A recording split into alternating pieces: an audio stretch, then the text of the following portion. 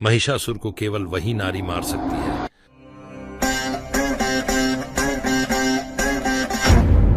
महिषासुर जन्म से ही अपार शक्तियों का मालिक और उससे भी बुरा था उसका अभिमान। उसने कठिन तपस्या की वर्षों तक। जब ब्रह्मा जी प्रकट हुए, महिषासुर ने कहा, मुझे अमृता का वर दो, जिसको ब्रह्मा ने साफ मना कर दिया। तब महिषासुर ने चालाकी की। उसने मांगा, मुझे ऐसा वर दो ना कोई पुरुष, न त्रिदेव मुझे मार पाए। उसका यह मानना था कि कोई भी नारी उसकी शक्तियों की बराबरी नहीं कर सकती थी।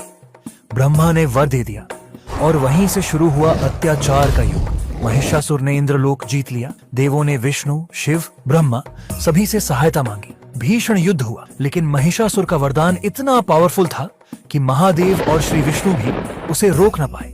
फिर ब्रह्मा बोले, महिषासुर को केवल वही नारी मार सकती है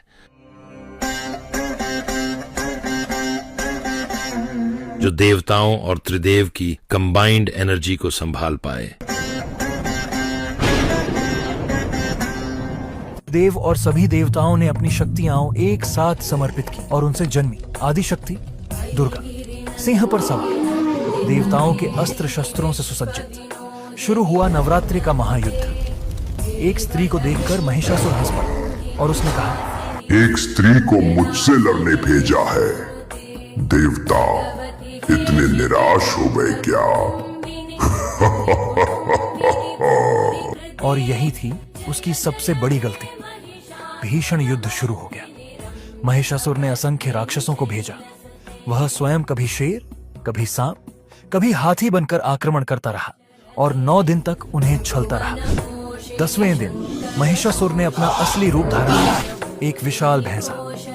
उसने देवी पर आक्रमण किया।